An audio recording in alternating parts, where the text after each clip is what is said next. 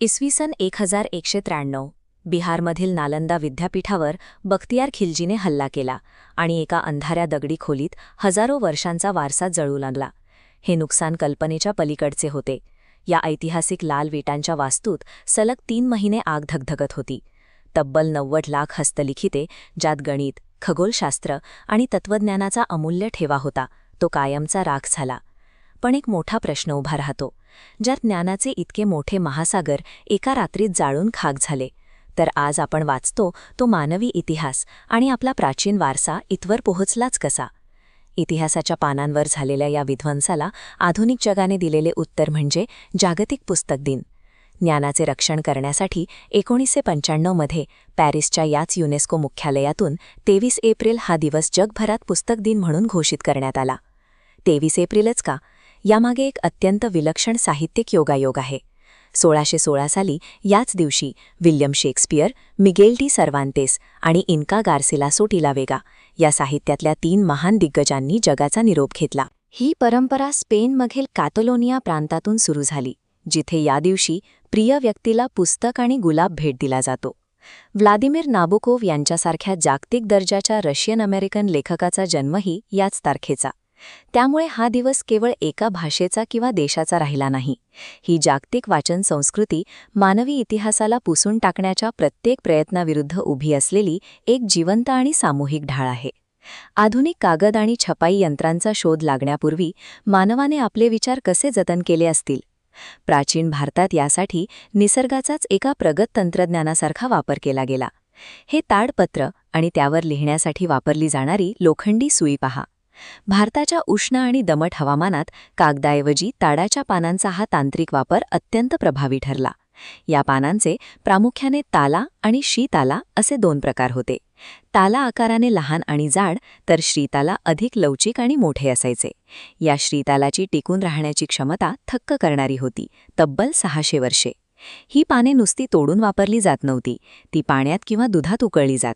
ओडिशामध्ये तर कीड लागू नये म्हणून ती मातीत गाडून किंवा धुरी देऊन प्रक्रिया केली जाई. लोखंडी सुईने अक्षरे कोरल्यानंतर ती स्पष्ट दिसावीत म्हणून त्यात कोळशाची पूड आणि वनस्पतींचा रस यांचे मिश्रण चोळले जायचे. ही सर्व प्रगत प्रक्रिया एकाच गोष्टीसाठी होती: अनेक पिढ्या आणि आक्रमणे पचवून ज्ञानाचा हा साठा शेकडो वर्षे सुरक्षित ठेवणे. याच प्रगत ज्ञानसंवर्धनाचे केंद्र बनले तक्षशिला. ख्रिस्तपूर्व 6व्या शतकातील हे जगातील पहिले विद्यापीठ.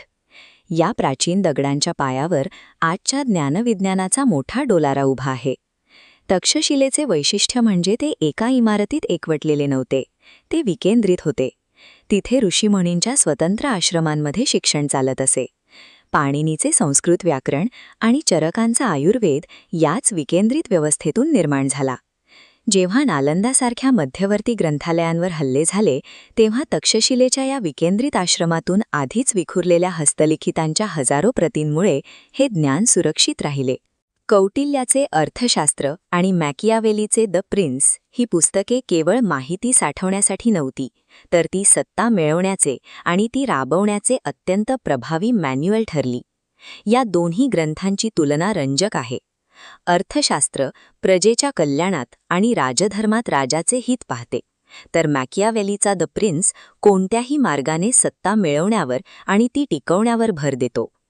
1873 मधील गुलामगिरी या ग्रंथाद्वारे महात्मा फुल्यांनी भारतातील शोषितांचा संघर्ष थेट अमेरिकेतील कृष्णवर्णीय गुलामांच्या मुक्तीशी जोडला आणि सामाजिक विषमतेच्या व्यवस्थेला आव्हान दिले. शिवकाळात आणि नंतरच्या मराठा साम्राज्यात बखर साहित्याने हीच भूमिका बजावली. 16व्या ते 19व्या शतकात लिहिल्या गेलेल्या या बखरी राजकीय माहितीचे थेट स्रोत आणि कठीण प्रसंगात लढण्याची प्रेरणा म्हणून काम करत होत्या. ग्रंथालये आगीच्या भक्षस्थानी पडली, पण ज्या ज्ञानाचे मूल्य ओळखून मानवी समाजाने त्याचे सातत्याने जतन आणि हस्तांतरण केले, तेच विचार काळाच्या ओघात टिकून राहिले. आधुनिक काळात या ज्ञानाचे संरक्षण करण्याची जबाबदारी संस्थांनी घेतली. मुंबईत 1804 मध्ये स्थापन झालेली एशियाटिक सोसायटी दुर्मिळ ग्रंथांचा असाच एक अभेद्य किल्ला आहे. या किल्ल्यात इटालियन महाकवी दांतेच्या डिव्हाइन कॉमेडी या ग्रंथाची 14व्या शतकातील अत्यंत दुर्मिळ हस्तलिखित प्रत सुरक्षित आहे. 1930च्या दशकात इटलीचा हुकुमशाह बेनितो मुसोलिनीने या एका पुस्तकासाठी 10 लाख पाऊंडांची भली मोठी ऑफर दिली होती, जी सोसायटीने थेट नाकारली. दुसरीकडे पुण्यातील भांडारकर प्राच्यविद्या संशोधन संस्थेने BORI देशभरातून 800हून अधिक हस्तलिखिते गोळा करून तब्बल 47 वर्षे संशोधन करत महाभारताची सर्वात विश्वसनीय आवृत्ती तयार केली.